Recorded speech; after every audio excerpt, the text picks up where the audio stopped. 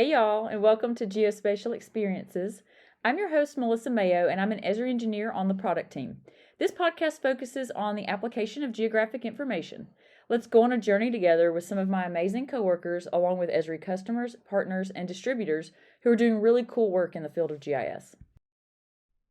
Hi everyone, and welcome to another episode of Geospatial Experiences. I am super excited today. I am joined by Christa Campbell. She leads the industry team for water at Esri. Hi Christa. Hey, how are you? I'm doing well. How about yourself? I'm good. Excited to be here. Thank you for inviting me. Yay, thank you so much for coming. I am really excited to have you on here, and I can't wait to get to talk with you about all of the things today. So we're just going to jump in and go for it. Great. We start out every episode by asking our guests to talk about their geospatial journey. So tell us about your geospatial journey and take us through your background and how you landed at Esri. Sure thing. My journey's a little diverse.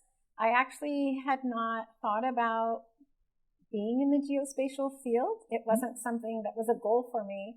When I was in college for my bachelor's degree, I really just wanted an education that would lead to a stable career and income for myself and my family.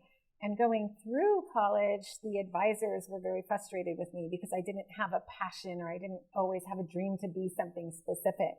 And so I had started off with a focus on the environment, and I thought maybe I would go into environmental conservation or mitigation and save animals or save planets or plants, and that actually led me into a bigger focus on geography and GIS, which was surprising to me because I added geography as a secondary major, mostly because it was an easy add-on, I'm not going to lie. It was only a few extra classes, and then I could finish my program with 2 degrees, and that sounded good to me. But after finishing school, every job I had after school was because of that geography degree. That's awesome. I love that so much. Yeah, it was surprising to me. And I even had a professor tell me, oh, you're going to work at Esri one day. And I thought, he's crazy. And here you are. Here I am. He saw something I didn't. I worked in GIS. I actually worked for an Esri partner right out of my bachelor's program. I worked for engineering firms doing Autodesk and microstation type of work. And of course, I worked within the water industry supporting water utilities and utilities divisions at municipalities.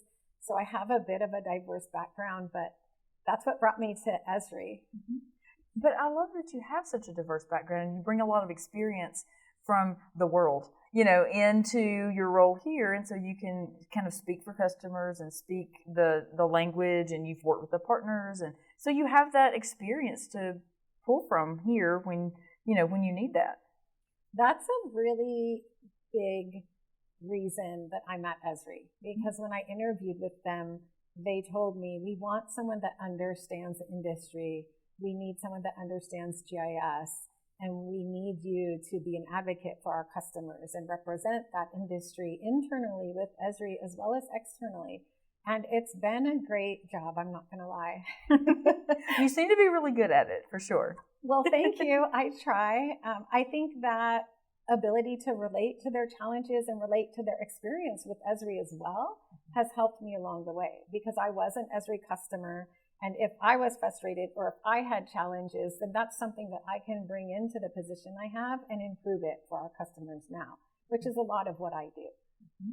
Well, and my next question was digging into your role a little bit more here at Esri, and what does it mean to lead and head up this water group here? So you're segueing right into my next question with that kickoff. Perfect. My role, I find, is sometimes difficult to describe, and I'll describe it in different ways depending on who's asking. But at a high level, it's what I had just said. It's an advocate for our customers internally at Esri as well as externally. I work with a lot of customers to learn about the work they're doing, to understand their challenges, to even share my stories about, oh yeah, I remember that, those types of things. But more importantly is to build that community so that we can help one another. And inside Esri, it's a similar type of role, because I get to connect with professional services professionals, our sales team, our marketing team, our product team. There are a lot of different groups at Esri that have small pieces and parts to play that affect the water industry.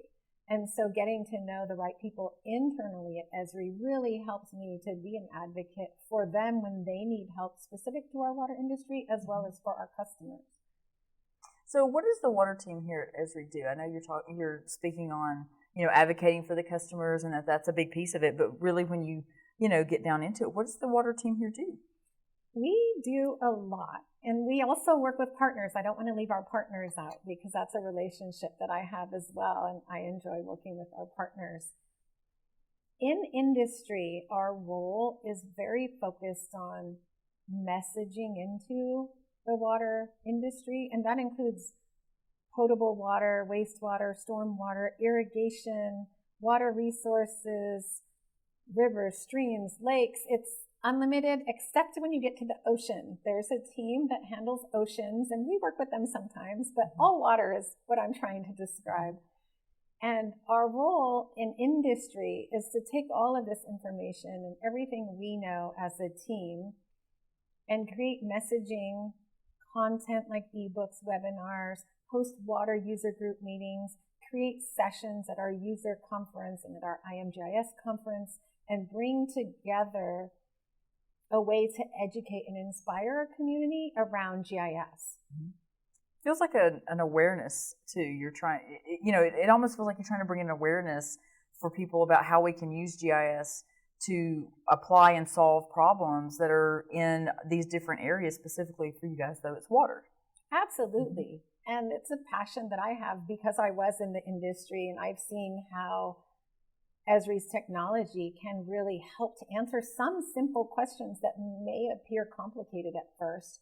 And once you have a foundation within your GIS system, it's almost unlimited what you can do.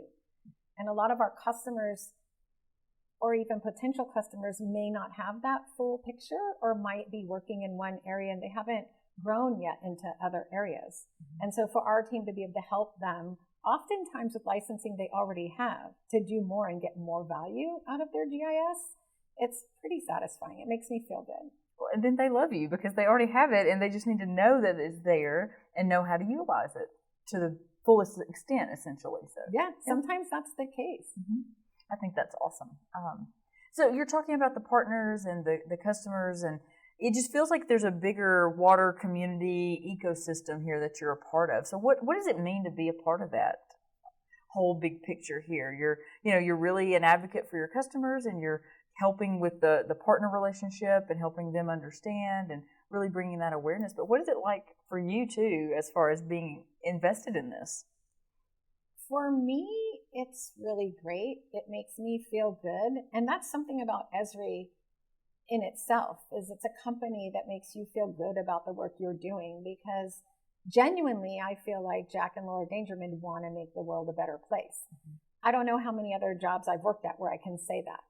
And most of the water industry, they're genuine people and they're hardworking and they don't have a lot of representation. Mm-hmm. A lot of the general public don't understand how valuable the work they're doing is and how it's impacting them every day, because without the water industry, you're not going to have water coming out of your tap or water to flush your toilet. And it's not just about the water services that are sent to your home, the potable water. There's a whole cycle that starts with water supply. And each one of the industries I mentioned have a role to play in making sure that we get water into our homes and that we get water out of our homes. Mm-hmm. So I was about to ask you and talk about the passion that you have, because you're so passionate about the water space, and I know you've worked for it in that field and in that area in the past. What is it that makes that work in the water community so interesting to you, and you're so passionate about it? And the people in it are, I've been meeting people in the water space, and they've been so interesting and so just sweet. Like, they're just such sweet people, customers and people at Esri. So what is it that, really gets you going as far as passion? And it just feels like it's a passion project for you that you've been able to make a career out of. It really is. And that developed at Esri. Honestly, when I came to Esri, I had no idea what I was going to be doing. I didn't understand what they wanted from me until I was here for a little while, because my roles prior to Esri were pretty technical. I worked for engineering firms, as I mentioned. I worked for utilities. I used GIS. So coming to Esri, and they said, oh, you're going to be our customer advocate. And it's really a lot of what I would describe as marketing and business development and community building. And I didn't have to do that in my previous roles.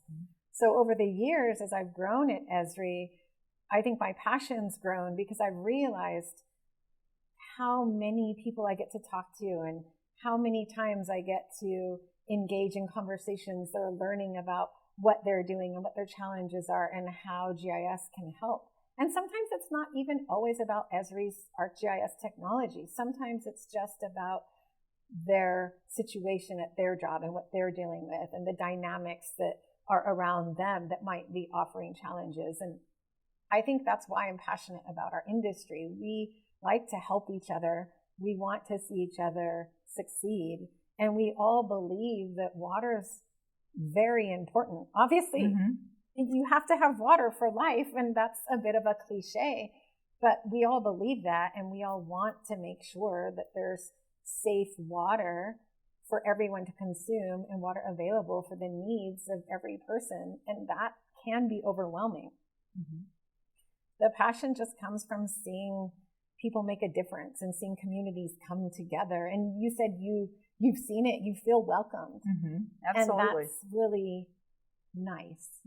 Yes. Not every industry is like that. No, they're not. They definitely aren't. And I don't know, I feel like you guys really are making a difference, you and your team. And so it just, when you get to talk to you and other members of the team and people in the water community, there is definitely a driver there for, hey, we want to make the world a better place. We want to make a difference here. We want to be impactful in a positive way. And there's definitely a passion that can be sensed from the whole, water ecosystem in that way. Just seeing where our technologies come, the mobile applications, it gets me so excited. And it might sound simple to those of us that are newer or really on the edge of tech and have been following the technology. But in the beginning of my career, there weren't mobile applications like field maps and Survey 123. And it was really a challenge to collect data in the field and aggregate that data and get it into your GIS. And then when you're talking about collecting location, the accuracy of the location of your assets, that wasn't always easy. And you had to post-process for your location data. And now it's just so easy, comparatively speaking. Yeah. I know I'm aging myself, but it's exciting, especially working with some of the small and rural systems that are just getting started with GIS. It's just so much easier than it used to be, and exciting to see what a big impact a simple solution here and there can make. And you can put it in so many different people's hands, because it was definitely, there was definitely a time when it was the GIS technician and the person that could push the buttons, and they were the ones that could use it, and then their products would roll out, our products, whether it was a map or whatever. But now you can put it in an engineer's hands. You can put it in, a water system person's hands. You can you have all these mobile applications that make it easy for someone who isn't a GIS technician to be able to do themselves. And isn't it amazing and wonderful to be able to do that and be able to hand these things off for people who aren't GIS techs? Yeah, it's pretty cool. I mean, you definitely still need your GIS professionals, but another story from my past, I worked for an IT department, and my role was still GIS, but GIS was within IT. And we were in the basement.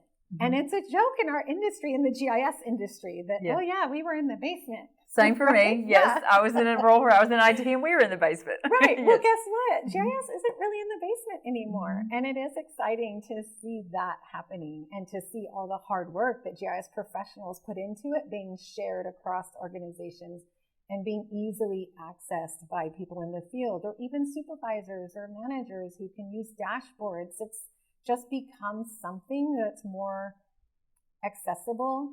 And then the spatial analytics and the visualizations have just become more common knowledge, I think, because I feel like we were always able to do analytics and visualize content, but now it's easier.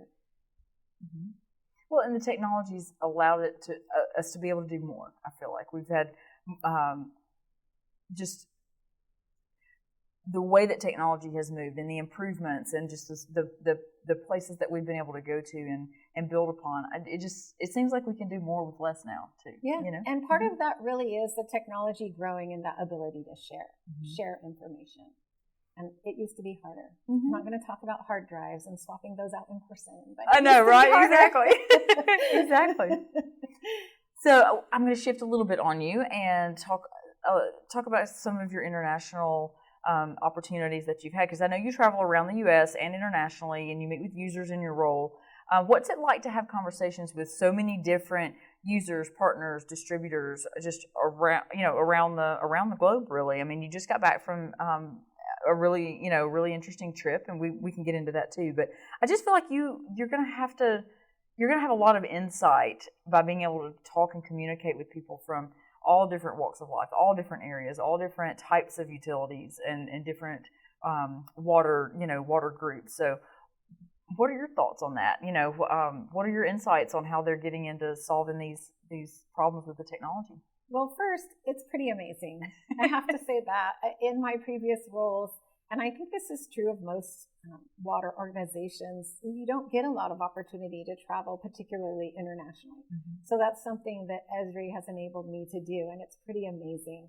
And I feel like I get asked to help our distributors and help our customers, but they're helping me just as much, because I'm learning that we face very similar challenges across the globe. And we all have concerns about water quality and water quantity and how we're going to prepare for sustainability. And although everywhere is unique, they're also very similar. That's so interesting too. It's very interesting. And I love meeting with our different distributors across the globe, but then I really love meeting with our customers. And you mentioned I just got back from travel, which I did. We have an international infrastructure management conference that took place in Frankfurt earlier this year. And that event brought customers from all over the world into Frankfurt. And I had an opportunity to meet with several of them from various countries. And it was so interesting, not just to learn what they're doing. And I know this is about GIS, but just to get to know them in general and what they're doing in the water industry and what their history was. How did they grow in the industry?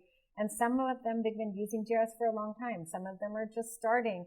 Some of them know water, but their role is shifting into something more technical than maybe maintaining and operating equipment. And it's always interesting. I always really enjoy connecting with water professionals, no matter where they're at in the world, because everyone has a really good story.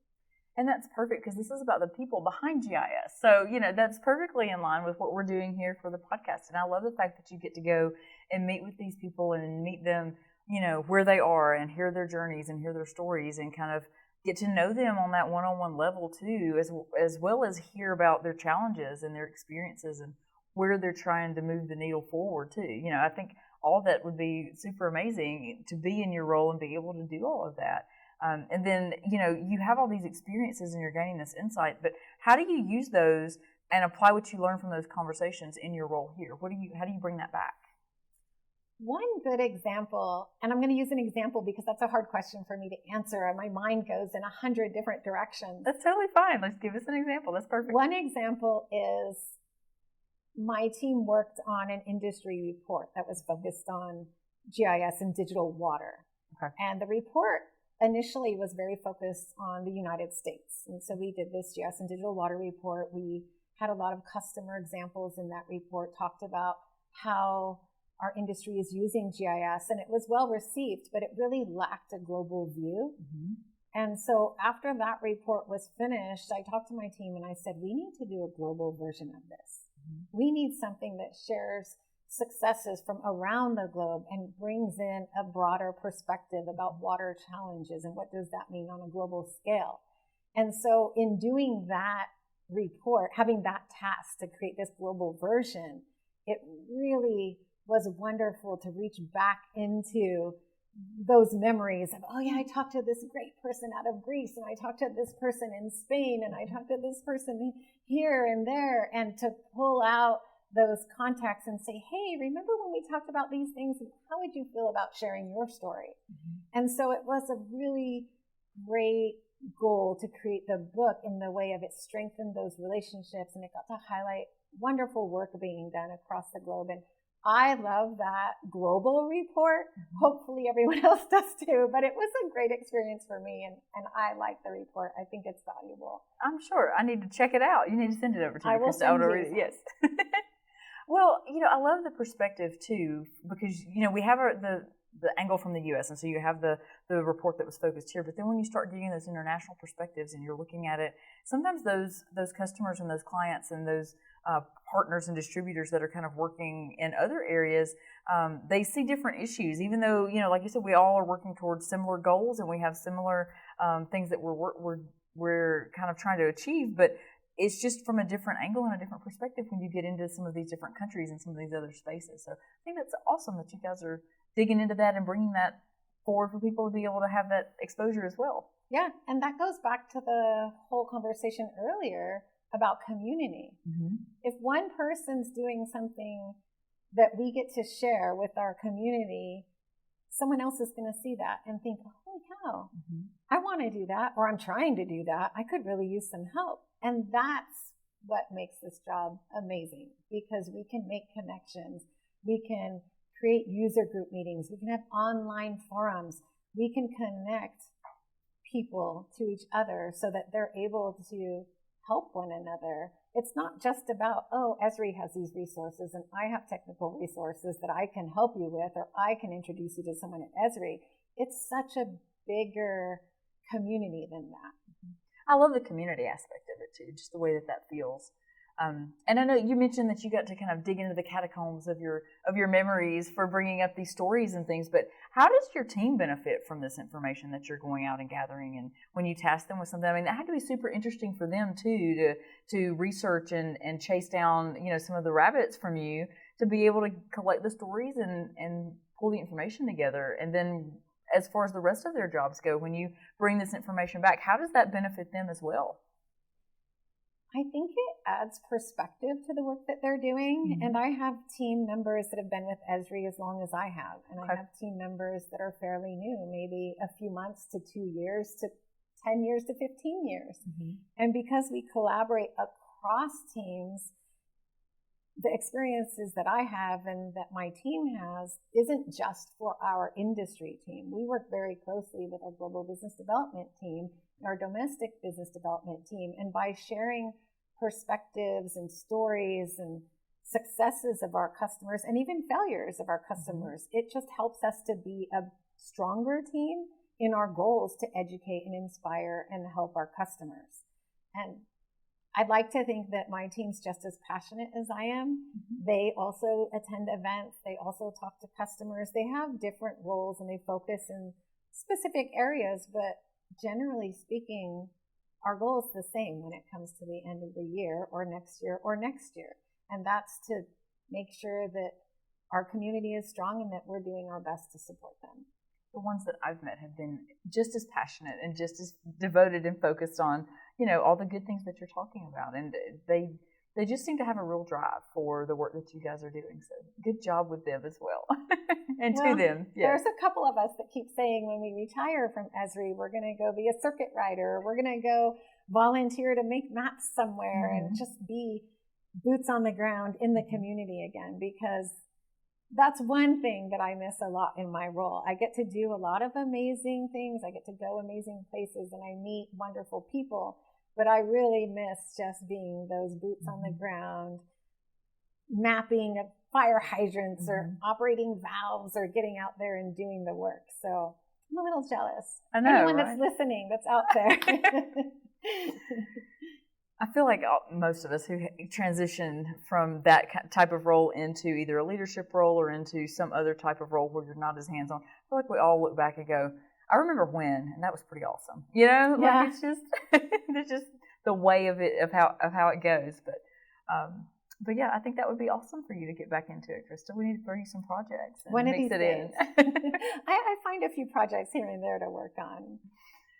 So what would you say are the primary needs and interests of people around the world with respect to GIS? And what does the Esri Water team do to ensure a good customer experience?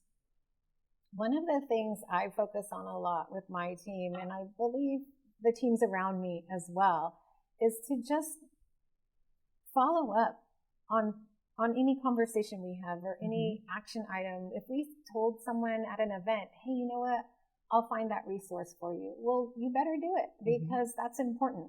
No one is less important or more important. And if we said we were going to do something, if we offered to help someone, if we need to follow up on something, we're going to do it because it's important.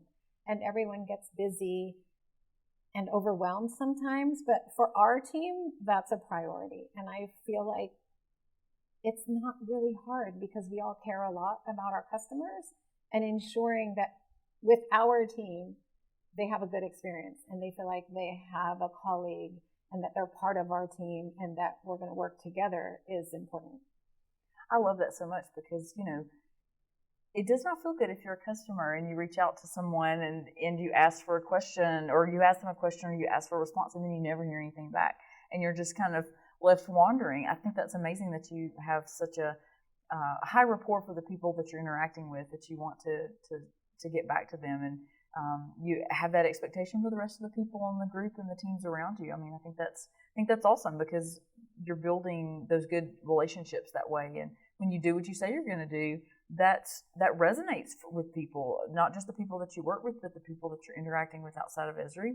And I feel like that makes you so representative of how we should operate, if that makes sense. Well, we used to be those people. Yeah. I used to be an Esri customer. Yeah. I know how it feels when you just need some help or you contacted someone and you're waiting and waiting for them to get back to you. And I'm not saying that we instantaneously respond. Sometimes it takes some time, but we do our best and we understand what that feels like. So when Esri hired me and said, we need you in here because you were a customer and you worked for water and you understand GIS, I'm not sure if they knew what they were getting into. They were bringing a force in. Because I was like, well, when I was a customer. We love to do that, though. When I was a customer. Yeah. But it's important to take those experiences and build and learn. I mean, we aren't afraid of failure here. We want to know if something's not working well so that we can make it better. And if we're coming in and we've had these experiences as a customer, how better to know what do we need to do better and improve upon than what we experienced that wasn't maybe the greatest. So I think that's perfect that you're bringing those experiences in and adjusting. Well, so far I still have a job, so I yes. guess it's okay. I think it's fine. I think it's absolutely fine. So, we talked about your trip a little bit. Was there anything else, or were there any interesting customers from the Frankfurt trip that you wanted to highlight? Are there any that are doing kind of, exceptional work that you wanted to bring up that you met and talked to? I did speak to a customer that was working with one of our distributors, and their story was really interesting because we have a product called ArcGIS Utility Network. I'm sure you're familiar with it. It's a modernization of our geometric network, and a lot of our customers are moving into that network management system. And what I saw was they had moved their data over, they were utilizing Utility Network, but they were visualizing the entire network in 3D. Oh, wow. I've never seen that. Yeah, I would say UN's fairly new, but it's not really new. But the uptake and the number of water industry professionals that are using Utility Network is definitely just growing, and it's growing quickly. But to be at the point where you have X, Y, and Z values for your network and that you can visualize it in 3D. That's amazing. And they had the virtual reality goggles where they could use that to visualize the pipelines and the infrastructure. It was pretty cool. Something I'm going to follow up on, I think. Oh, you need to, for sure. See if we can get them to contribute a story or maybe even come to our user conference in San Diego. We need to talk more about that too. It may be somebody we need to talk to for a future episode of Geospatial Experiences. That might be an amazing conversation. That would be interesting. So you guys in the water group, you're having, and I'm not sure how to describe it, so correct me, but I'm going to call it customer meetups that you're hosting within the water community. Who attends and how can people participate in those? Okay, we call those water user group meetings. We recently had one in Redlands that we actually called the Water Summit. We have a great amount of customers in Southern California. So we had a pretty big showing at that one. I'm getting off track. So people came in person for that one, though. Yes, So they that's came awesome. in person. Yeah. Most of the water user group meetings are in person now since we've recovered from COVID. They're free to attend. They're hosted various locations across the U.S. Sometimes they're hosted at an Esri regional office. Other times our customers will actually host the meetup for us. And they're just a great way to connect with the Esri water team members in that region, to connect with other customers, to learn what they're doing in GIS, and to help grow connections between the attendees and the Esri staff and each other. I used to attend them when I was a customer. Yeah. So I don't know if they call them water user group meetings, but I used to come to Redlands and do some of the meetings that Esri would host here. And so our water team usually hosts anywhere between 10 and 14 user groups a year across the U.S. That's amazing. Yeah. So do you advertise on LinkedIn? Do you send out things on Esri websites? How do people find out that this is going on local to them and that they want to come, and how do they sign up and all the things? There are a lot of ways to find out. I post on LinkedIn, so customers or anyone, even if they're not a customer, they can follow me on LinkedIn. We do have an Esri Water handle on X. Both of those places will make announcements about water user group meetings. We have a water meetup group. If you're not familiar with Meetup, we've created one online. You do have to join. There are a few questions. It's not a long process to join. And then once you're a member, it's a self-service type of situation where they can just go to Meetup whenever they want, see what kind of events and activities are posted there, and there'll be a link to RSVP or register for whatever the event is. And not just the water user group meetings. It can be a webinar. It can be maybe a workshop. It can be the water user group meetings, some kind of announcement, like a meeting at the user conference and those types of things. And we started the meetup because some people don't like to use social media, or some of their email is being sent to spam, and they've said, hey, we just don't know what's going on. We're having problems.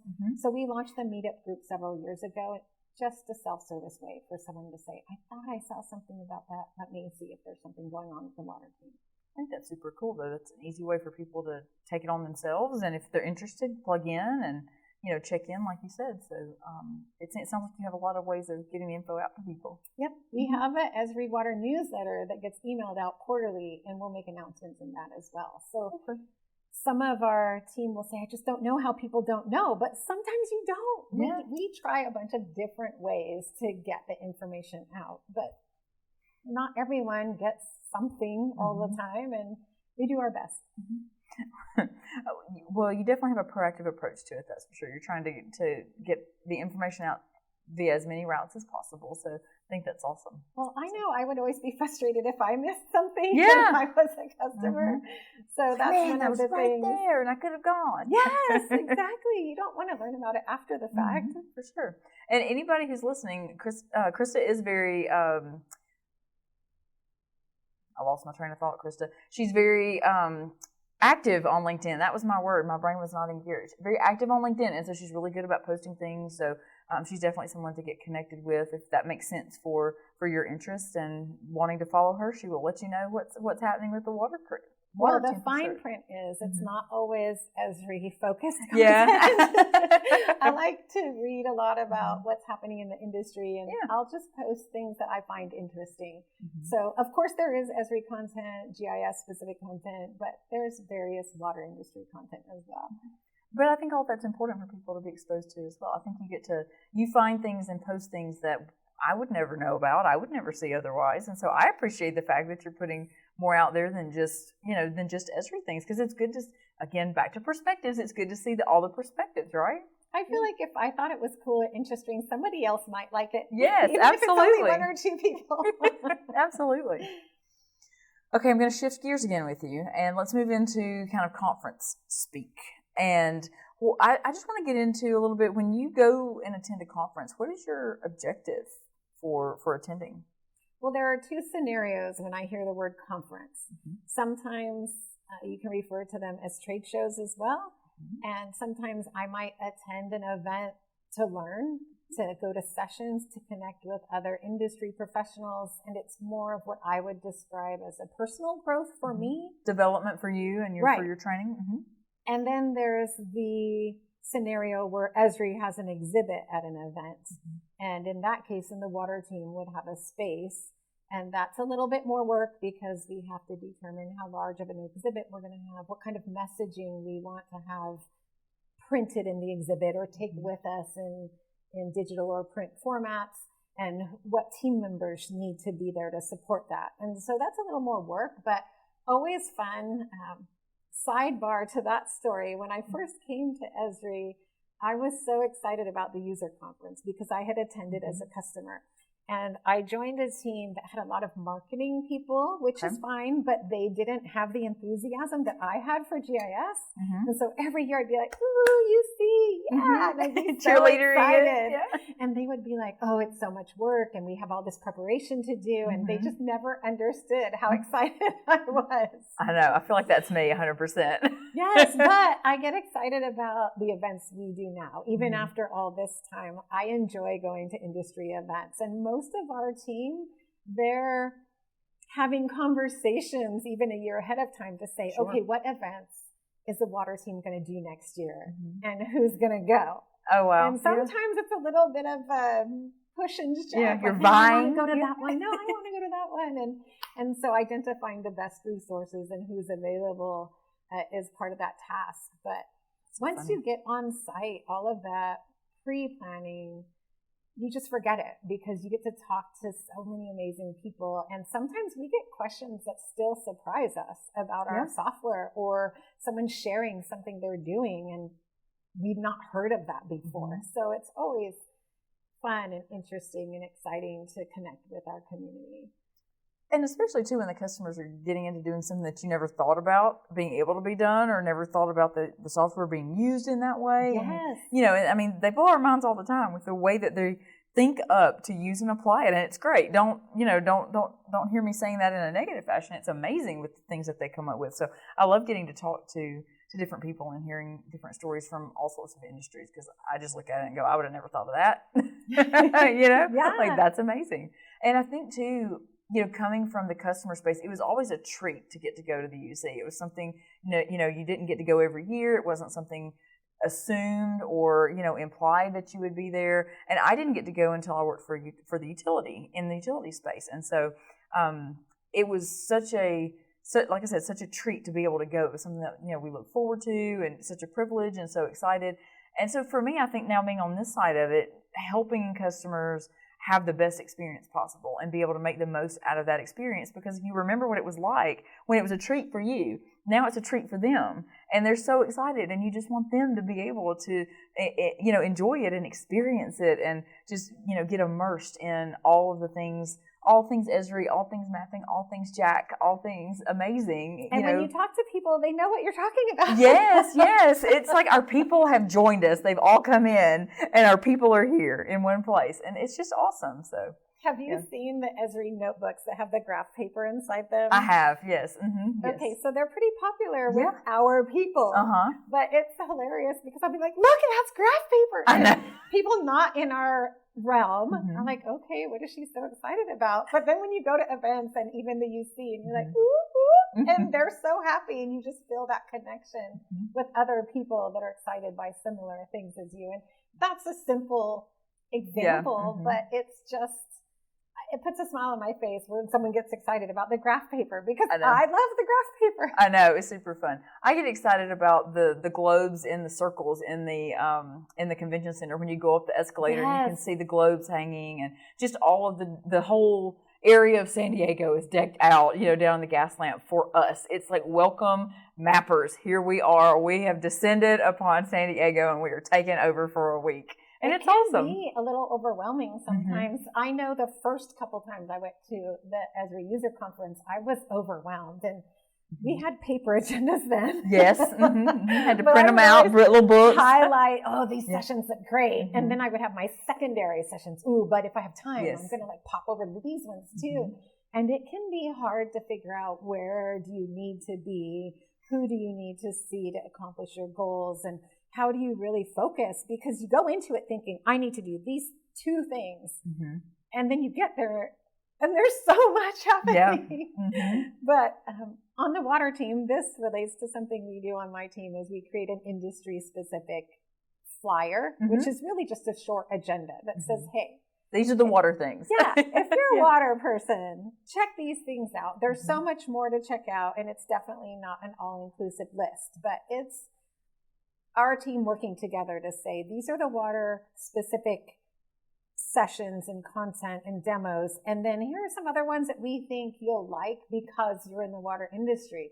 And we make that available each year. I think it's helpful. I know as a customer, I would have appreciated it. But we also make ourselves available to answer questions. If customers say, we're coming, these are the things we really need to learn about when we're there. You know what? Let us help you.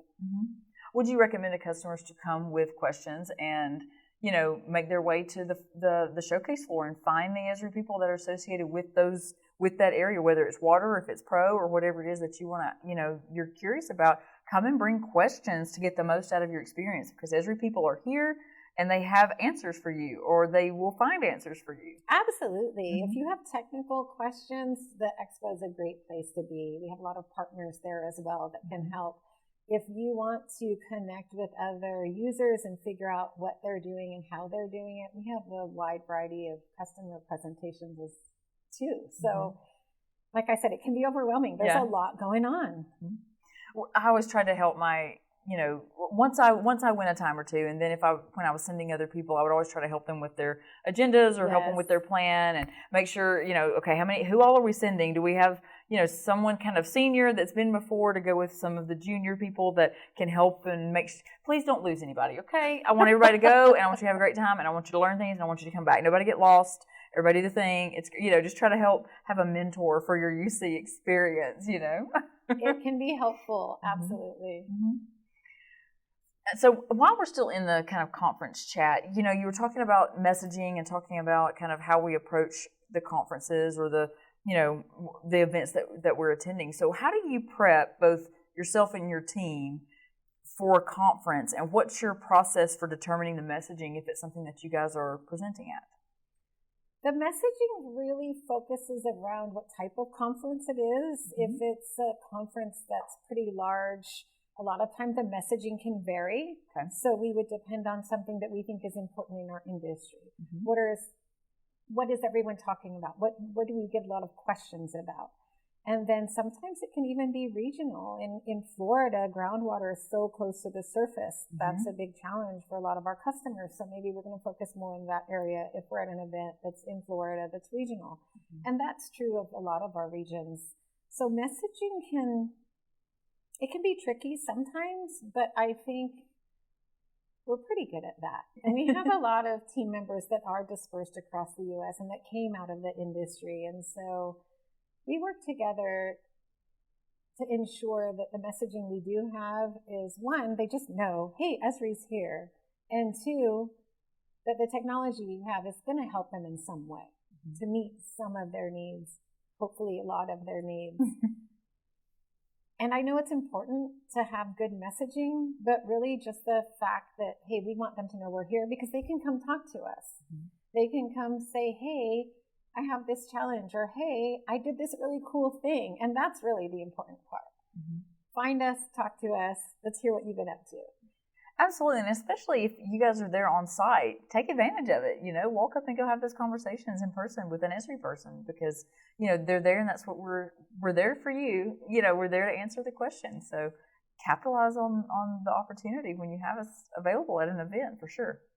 Yeah, I think so too. And a lot of times we go to smaller events, which is really a wonderful opportunity for us to have the chance to talk to more people and really learn more. And user conference is great, but we're all really busy. Yeah. So sometimes it's hard to have as much time as we would have at maybe a smaller trade show or conference.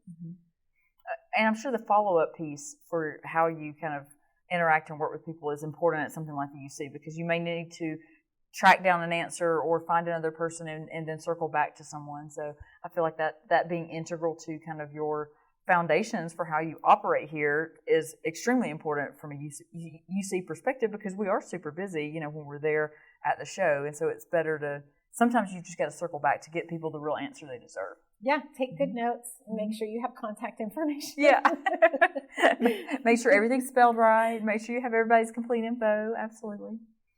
So how important do you think networking and building a network within the GIS community is, and within the water community? How important is that network piece?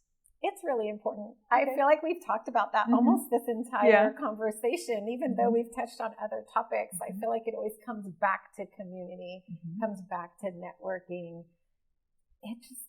Whose job isn't better when you have a contact or a friend or a colleague that you can depend on, or you can reach out to, or you can say, hey, I know they did this. I could use some help. Or, hey, I did this cool thing. I think they were talking about doing that too. I'm going to reach out to them. Like, it just feels good. Absolutely. And what advice would you give to someone if they don't have a really diverse network in place? And maybe if someone doesn't get to travel very often, how do they work on improving and building that network in that community for themselves? I would suggest that they just get involved digitally. If they're not able to travel, there's still a lot of ways to meet people. We talked about our water user group meetings. Well, sometimes we host virtual versions of those, or we'll host what we call an office hour, or maybe it's just an hour. We have team members that get online. Any kind of opportunity to engage with different people across your industry, not just Esri, is a way to continue to grow your network and start to get to know people. And I think with the digital capabilities of today, we have LinkedIn. LinkedIn's a great way. I've met so many people on LinkedIn, and then one day I meet them in person somewhere. I'm traveling, and I'm like, oh my goodness. Yeah. Isn't that fun? In real life. And you get to meet people that way. But we also have the Esri community, which is an online community where you can post questions. You can answer others' questions. You can gain access to different documentations like technical resources or webinar links. There's a lot of things out there which can also be challenging. Depending on how you like to engage, I think is more how to decide which avenues to explore. But the Esri community online, there's one specifically for water utilities, one for water resources, depending on where you're at in our industry. We have the social networks on LinkedIn, Twitter. I always look forward to anyone reaching out to me on LinkedIn. But if you can get in person, get in person. Visit us at a water user group meeting. Come to user conference if you can. We have the infrastructure management conference as well that happens in the fall. Any opportunity you have to connect with someone. And even if it's a regional user conference and I'm not there, or maybe water team members aren't there, connect with anyone at Esri and they can make introductions. Absolutely. They can get those connections in place. You said something that made me think about this. Would you recommend, if someone's going to the UC or to one of the other conferences, and maybe they're a water person, or maybe they're an electric person, or whatever, would you suggest that they experiment and explore crossing over into other areas and other disciplines while they're there, and hearing kind of what's being said and talked about in other disciplines as well as the track that they're primarily there for? It can be helpful to do that. The water team in the industry group at Esri is actually part of a larger group that includes electric, gas, telecommunications, AEC, and rail. And so we work internally across industry all the time. And we do have a lot of similarities. So if I have a customer that's being very successful in applying GIS technology, oftentimes I would share that across the industry with my colleagues to say, well, here's a customer in water doing these things, and it's helpful to them. In some cases, it's a great way to, one, learn what people are doing that are coming at it from a different perspective sometimes. But then there are also things like asset management that are pretty familiar, and maybe an electric industry person is just doing something a little different, or implemented something that you hadn't thought of because it's not common in our industry. So there's definite reasons to cross industry, but I still stick with water most of the time. I used to mix it up. I would go to a variety of different things because, like you said, I just felt like getting different perspectives or seeing how people did things a little bit differently. And then, of course, me and my emergency management background, I would always end up kind of gravitating to see what's going on over in that space and what can we use that they're doing to maybe apply to storm response. Looking at it from those angles too. So I'm one that kind of goes all over the place, but that's just me. So I always like to ask, a lot of the technical demos and workshops that we have at UC are definitely applicable in multiple industries. And I spent a lot of time in those places when I used to attend as a customer. I think that's one of the fun things about the UC is that you can make it your own. There's so many things that are open and going and happening. If you want to get technical, if you want hands-on, if you want more managerial view, overview, whatever level of detail and whatever, application of GIS you want to be exposed to, you can find it at the UC. And then you can have those conversations that we've been talking about too. So it really is a great opportunity for GIS people to be able to expand their knowledge, build their skills, all the things. I agree. So can we get introspective for a moment? Uh-oh. All right, let's do it. Can we go internal? So tell me what being a leader means to you. That's changed over time as well. And for me, there was a transition from being, and everyone goes through this, I think. You start off fresh in your career and you're just excited and passionate. And I felt like I was all over the place. I wanted to do mitigation stuff, and I did mapping stuff, and I did AutoCAD, I did GIS, and everything interested me. And then I grew in my career and things got a little more serious, and you participate on committees and you build your networks and you meet a lot of people. And then as you mature, I'm going to use a nice word, as you mature, if you're lucky to be in a leadership role, I find that to me it means helping my team be successful.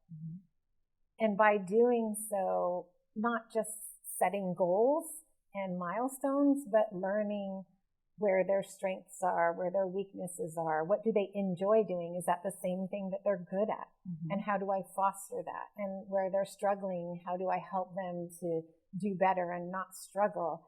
And it's a strange perspective that I think has developed with me personally over the last maybe 4 years or 5 years, where I've realized, oh my goodness, I'm that person now.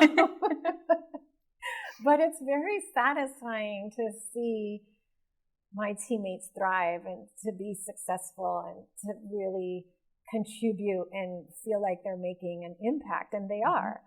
And I think that's what leadership and mentoring is for me. It's just, we want to be successful. What's that going to take? And what can I do to understand your goals, understand your challenges, and understand your strengths and weaknesses, and where do we go from there?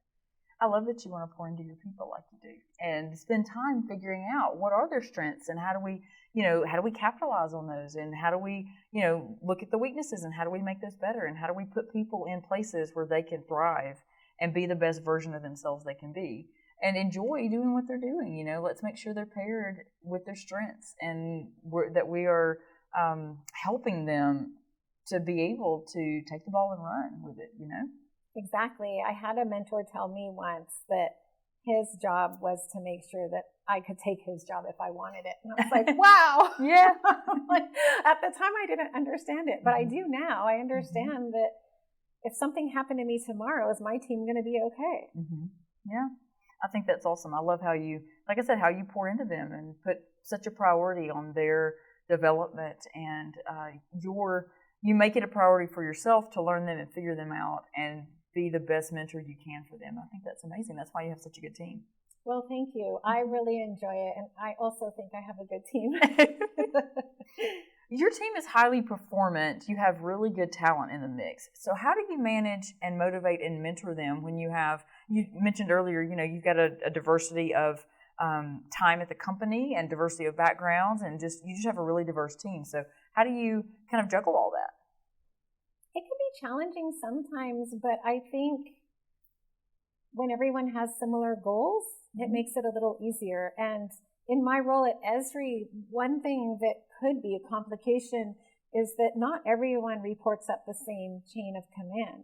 So sometimes I say my team, and I'm talking about 20 people that may or may not report to me, right? I only have a few people that report to me, and some of the others report up different channels. But I feel like as a water team, we all see ourselves as one team. And so working together is important, and having that support from one another. It's not just me. If I have a direct report that's really showing a strength in one area that maybe I can't help him with or her with, then I'm going to reach out to one of my colleagues and say, hey, you're really great at this, and I have a team member that I think is showing a lot of potential. Can I partner them with you for a little while? Can you show them? Can you provide a foundation? And then where do we go from there? So it's really about working together. And I'm not great at everything, and there are people I work with that are way better at me than some things, and vice versa. So taking advantage of that, I think, is what helps me to do it. I don't have to do it all. I can reach out to my colleagues and resources and say, hey, let's work together. Well, it sounds like you're using the whole team that way. You're utilizing all the strengths and pairing people up and not putting it all on you to be able to develop these people, because sometimes it's someone else. Well, and they're going to learn too, because they're going to learn from working with someone else as well. And if you think highly enough of them and the person you're pairing them with, then that speaks volumes too for them. So if you're supporting them in such a fashion where you're like, okay, I want you to go work and learn from this person over here, that's, you're pouring into them. And so that's awesome. And building respect across the members of the team. Everyone has something to contribute, and I don't find disrespect acceptable in any way. I love that too. That's sorry, that's it might awesome. be a little blunt, but I feel that way. You should be, absolutely. I grew up, this is a little personal background. My mom was not educated. She didn't go to college, doesn't have a degree. And I remember her telling me a lot when we were growing up that she was dumb and that she didn't know anything. And I just thought, are you kidding me? She's the best seamstress I know. Oh, wow. Like, she can do amazing things. She can sew and mend and create and modify anything you put in front of her. And I just used to tell her, Mom, I can't do any of that. That deserves respect. Like, she taught herself a skill. She's very good at it. She's worked on wedding gowns and prom dresses and all the way to making covers for things and creating her own purses. And it's just amazing. I could never do that. So the fact that she didn't have an education, to me, doesn't impact how valuable she is, because she has a skill that I don't have. And I think that's true across any team. Don't be disrespectful to someone because you don't understand their background or their experience. Learn what they can bring to the table. That messaging can go a long way in a lot of groups, for sure. So I think that's awesome. I love it. We talked a little bit about the diversity of your team. Do you kind of manage the groups when you have people who have been here a long time versus people who haven't been here as long? Do you manage those teams differently as far as, working around and working with their experience levels here at Esri? And does that add a different level of challenge to your job as far as having that variety and experience for you as a leader? I don't think it's more challenging. I think that it provides different opportunities for your team.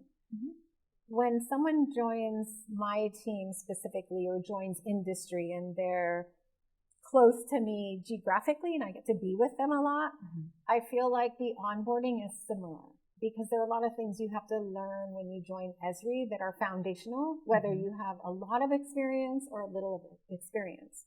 So once everyone's on that same page, where they understand the challenges that we might have or the benefits we might have or how different team members function, then you can grow from there. And that's when you start learning, what experience are they bringing to the table? Where can they contribute? And over time, you spend less time with people that are independent and they learned a lot. And then you get together and you can be more strategic and you can focus on different things than you would with someone that's fairly new. You need to spend more time with them.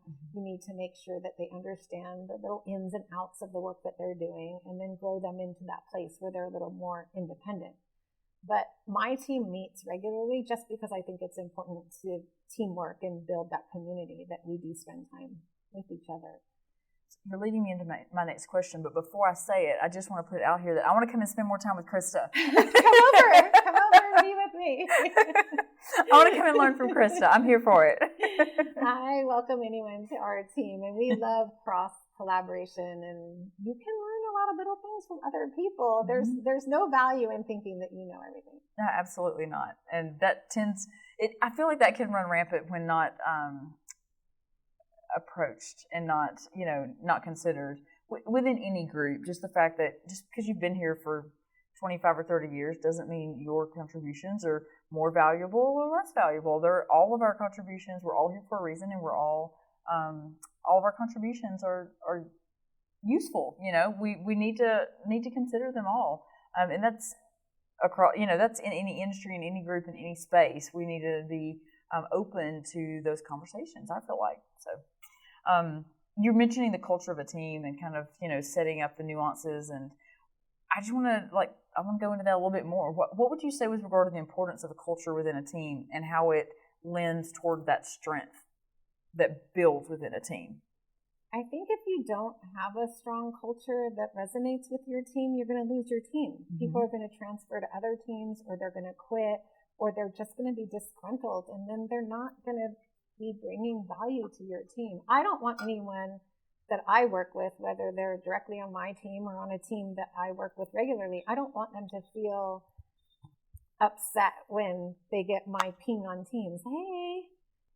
So I love the focus on culture that you have. It feels to me that you really want people on your team to have a positive experience, that you want to develop a very positive place to work, that you want to support them with their successes and help pick them up from their failures and build from that. Not crucify them for having failed, but build it up, figure out how we can learn from it and be better moving forward, and just really establishing that very positive space for people to be able to work and create and ideate and build within.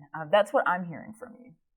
I would agree with that assessment. I feel like my team and the people we work with need to feel safe, if that makes sense. I say that all the time. Everyone makes mistakes. I've made mistakes at Esri and even in other jobs. And I've had other jobs before where I just stumbled along. I didn't know where my role was. I wasn't sure what my expectations were. I didn't know what resources were available to me. And I don't like that feeling, and I don't want my team to feel that way.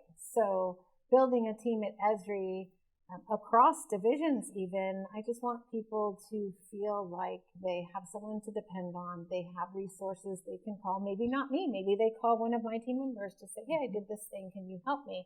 But to build that community within Esri and to know that we're going to work together and support one another, good. And we've all failed before. Everyone on the water team, we've had a failure before. And you know what? We pulled together. We made it better. We did better next time, and we grew from it. And when you work as a team that way, I think it gives strength to what we're doing, because hopefully no one's afraid to say, oh, I did this thing. It's not great. I think it's a mess up. What do I do now? Because if they don't try to fix it or don't get help, it's going to get worse. And I think we all know that. So, snowball effect. Yes. And we're getting a little deep here, but yeah, I love my team, and I think we all work well together, and we are very supportive of each other. And no, it's not a perfect team. We've had our challenges, and we've all made mistakes, but it's a pretty good team. They are pretty awesome, from what I can tell. So I know I love this discussion. I think it's super important. What leadership skills in particular do you feel like are important in the GIS and technology space? Are there any that kind of stand out to you that are particularly useful in the arena that we're in? When I think about technology, and when my roles were focused on technology, I feel like as a leader supporting growth and education, because technology changes so fast. So fast. And it's hard to prioritize training or education where you're in the day-to-day work of trying to get things done and supporting your teams and supporting other divisions. I know at a water organization, there was always more work than time in the day. But if you don't have support from your leaders and mentors to continually learn and train and educate, at some point you're not going to be the best you can be to do your job and to bring modernization and to be aware of solutions that might just save you time. And it's really hard to balance that and prioritize it on your own. So you really need a leader that's going to help you prioritize that and make time for that and continue your growth so that you can always bring the best to your organization.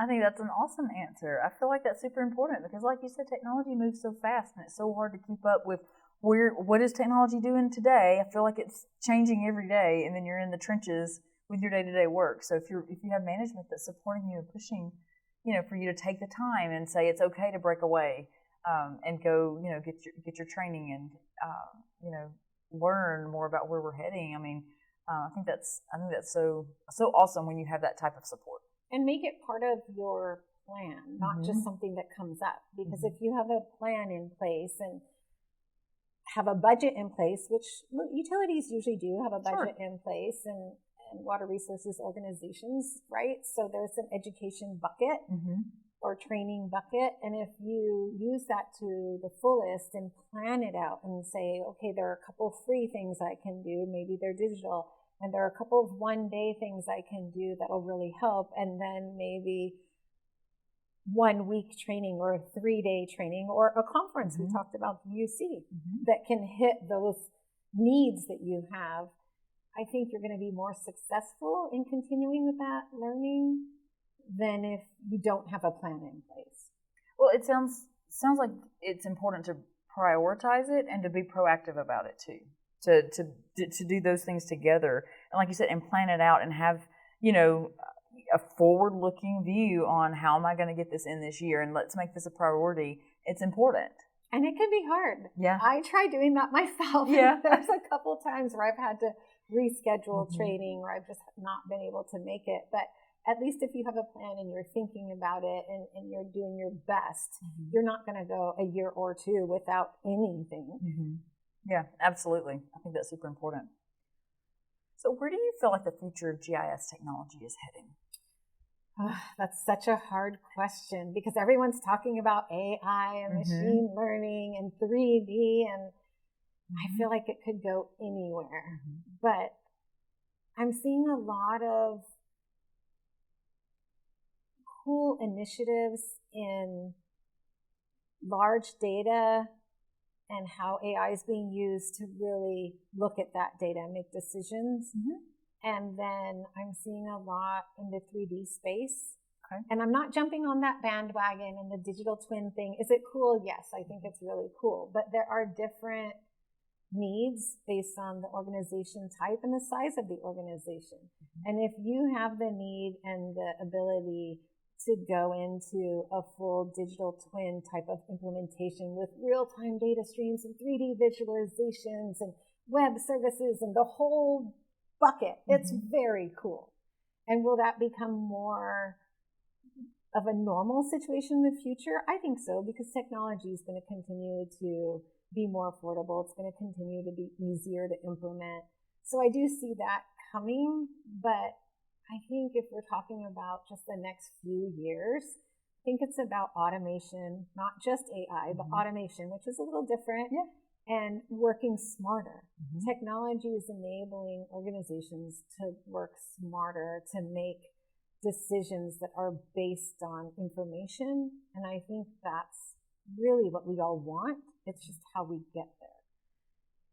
I think that's an awesome answer. I don't know if I answered the question. You did. I think you did great.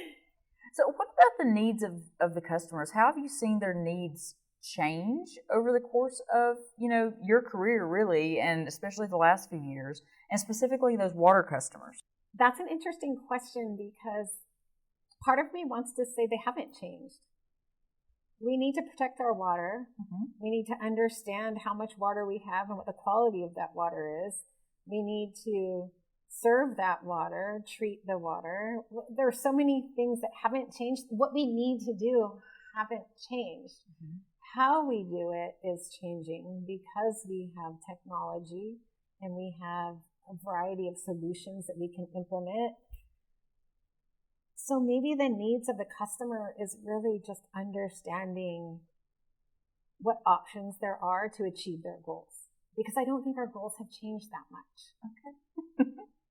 I think that's awesome, though. I feel like with technology moving forward and different changes in technology, if the goals aren't changing and you're still trying to achieve the same goals, and you're just working with the new technology and the new ways that technology is allowing you to hopefully work smarter, not harder, then that's amazing. That's awesome. Well, that's at the high level. If you want to dig in, we do have challenges as an industry that we're facing that might be different than they were 10 years ago or 20 years ago. But the bottom line is we need to understand how much water we have, what quality is, and then how are we going to be sustainable in the future.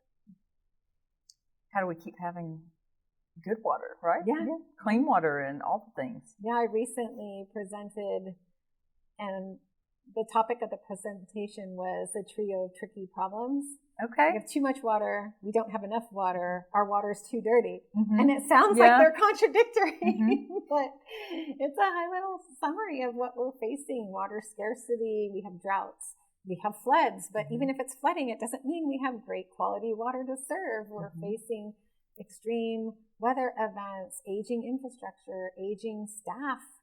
We have a lot of industry professionals that are retiring. So we're a busy industry. We have a lot going on. All that industry knowledge goes out the door when they retire. Yeah, if they don't have a good backup plan, right? A good That's succession actually plan. a big topic that I talk to customers about. It's where GIS can help. Yeah, absolutely. So hit up Christa for all the solutions, right? That's right. I got it. Me and my team. Yes, Christa and her team. Absolutely. So, okay, I do want to talk just a few minutes about the evolution of your career here at Esri, if you don't mind. What was transitioning into the company like as far as shifting from, I know you came from the industry and you had a lot of background, and then you came into Esri. So what was that transition like for you to shift? It was interesting. So coming from a technical role into a role like the one I have was challenging for me because when I first started at Esri, I really didn't understand what Esri wanted from me in my role. It wasn't really clear to me. And I don't have a background in business development or marketing or community building or content creation. All of these things that I feel like I really thrive on now weren't part of my role as a GIS analyst or a specialist or an AutoCAD technician or any of the other roles that I've had, even doing some mitigation work and working for engineering firms. It really wasn't about those things.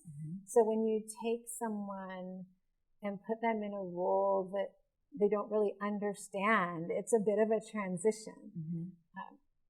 I think now I've been with Esri almost 14 years. I love what I do. I love my role. I love my team. It wasn't always like that. Like I had challenging times even at Esri to define how am I contributing? What does Esri want? What do my managers want from me? And where is this going? But I'm happy to be here, and I'm happy I stuck through a couple of those challenging times, and I feel like I'm making a difference, maybe a small one, but I'm there doing my part, and I enjoy my work here. Good. I think you're making a bigger difference than you realize. I hope so. Yeah. Do you feel like coming from the industry, and then where usually in the industry there's a very hierarchical kind of layout, and you have kind of silos of groups and teams, and then you come to Esri where there's a much flatter layout, there's a much flatter structure, and you have lots of interwebs is the best way I can figure it out. You've got lots of connections with different groups, and you can just kind of reach out and go talk to that person over there. You don't have to work through this hierarchical, setup so much. Like when I guess for me, when we were in the utility space or in the industry space. So was that shift? Was that kind of change in your mindset and the change in being able to go right over there and go kind of reach out and touch this person and talk to them about whatever's going on? Was Absolutely. that transition a challenge? Yeah. Yes, I did not know what it meant when people talked about, we have a flat organization. I didn't know what that meant until I came to Esri. And it was a challenge, not just from that aspect of, I can just give that person a call. But when I worked within government or a water department, municipality, however you want to say it, there are policies and procedures in place. Yeah. And there are manuals for everything and standard operating procedures and the MOU. And if you had a question, you just referred to some kind of manual or document and you had an answer. And Esri is not like that. I mean, not that we don't have an employee guidebook and not that we don't have resources, but it's structured very differently than when you come out of a utility work area. It's a big change. I know. I find myself all the time expecting there to be just a lot more. What am I trying to say? I'm expecting to be boxed in, and I don't have that box like I'm used to. I don't have those regulations the same way. I don't have the same. There's a lot more freedom of exploration and freedom of creativity, and just a lot of different areas that I can explore working in. And you keep coming from the utility. It's like, okay, there was multiple levels of certifications that you had to kind of keep in mind, and regulations, like you said, and that's just not as big of a thing. And I keep, going to my manager and running things by, and they're like, okay, that sounds great.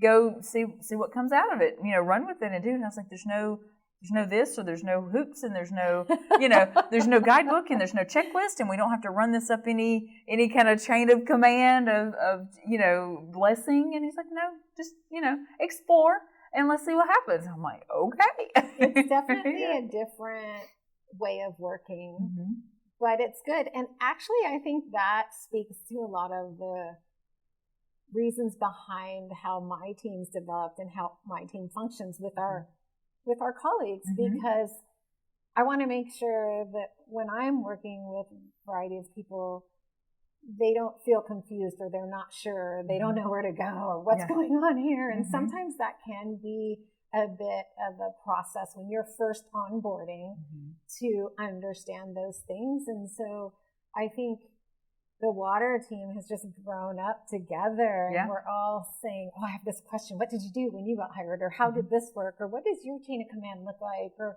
have you ever done this thing? And did you have to make any requests? And it just goes back to having that community to reach out to. And back to the culture and developing that within your team too, to help people be supported as they come on board and as they grow and learn and kind of, get a little bit of experience behind them and kind of figure out this Esri-verse, right?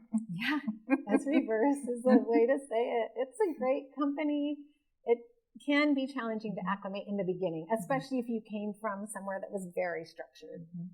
But like you said, it's a great place to work. It's a great place for GIS people and industry people. I don't know. It just seems very like an amazing opportunity to be here for me personally. And just the breadth of things that we work on, just all the different industries, all the different technologies, all the ways that all of that kind of meshes and interwebs and connects in together and supports. I don't know. It's just amazing. I'm still learning, obviously. I'm still trying to figure it all out. It's definitely an organization for lifelong learning. Yeah, I feel like I'm never going to get bored. No, ever. There's never. no way. If I get bored, that's on me. That's on me. Absolutely. I always tell my team that prioritize our work, decide what we're going to do, and have a work-life balance. Because we could work 24 hours a day and we would never run out of work, because everyone's creative and everyone has ideas and we all want to do so much. But there is a point where you really need to be cognizant of work-life balance, but definitely lifelong learning. There's always something to do and something new to learn. That's part of what makes Esri awesome, though, is being able to have so many different areas to touch into and so many people. And I don't know, it's just like I said, I'm still learning, so I'm still in that trying to figure it all out mode and trying to make all the connections and all of that. So with that, we'll move into my next question for you, and that's, what advice would you give a new Esri employee who's starting their career here? My advice is get to know everyone, network, be interested in what other people are doing, because I've met people 10 years ago that maybe I didn't talk to for a couple of years, but it all comes back around. And having those relationships in place. I mean, we talk about this outside of Esri. Build your community, build your network, have your family, have your tribe, whatever you want to call it. But as a new employee coming into Esri, build your network. Don't be afraid to ask questions. Say hi to anyone. Get to know what people do and what teams they're on. I've been here a long time, and I still don't know all the different teams we have and who's in what building and who's in which regional offices. And it's just that having that network and getting to know people and understanding the work they do and the work you do, it just helps you to become part of the Esri family.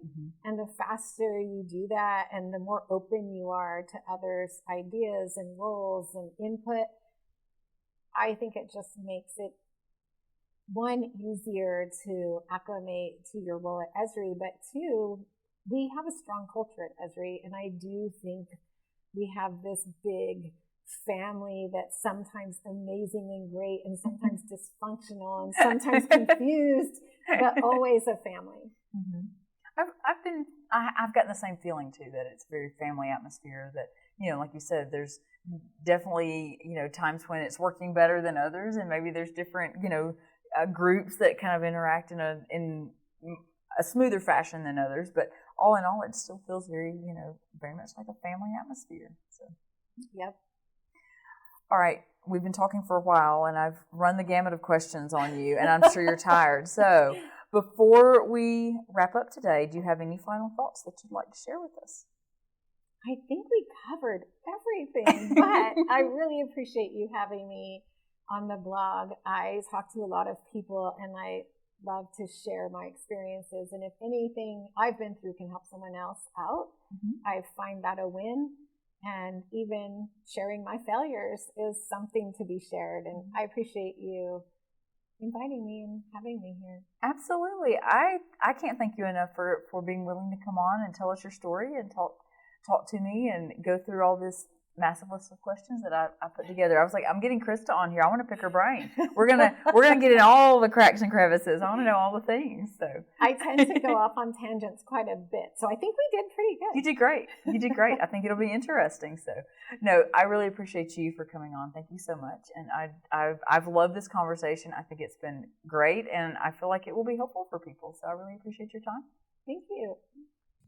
So I feel like since I've started at Esri, I've become much more familiar and much more plugged in with the water team here. And Christa is one of my new favorites that I have had the pleasure of learning about and getting to know and becoming friends with. I love Christa so much. She's such a fun personality. She and I have a lot in common.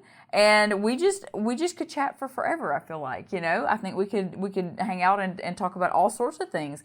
But I loved her journey, especially just moving through the different areas that she's been in, and she just is so passionate about water. She's passionate about the customers in the water space, you know, the efforts that Esri are making to support the customers and supporting the research in, you know, water preservation, water quality, just all things water. Krista's really interested in it, and she just has that fire, that kind of, or that spark that gets you fired up, I guess is a really good way of putting it. She feeds a lot of energy into her team. She has a lot of people on her team with a ton of energy as well. They have a lot of interest in this space as, you know, also, and they really enjoy helping their customers. They enjoy working in this space. And let's be real, they have some great customers too. So I don't know, I just enjoyed chatting with Christa. I've really enjoyed getting to know her and her team a whole lot better, or so much better since I started working with Esri. And I just thought this was a really fun conversation. So I'm super, super excited that we were able to bring it to you on the podcast. That wraps up today's episode. Please feel free to reach out with your comments, or if you have an interesting topic that you would like to hear, please let us know. Thanks again for your time, and tune in for our next podcast.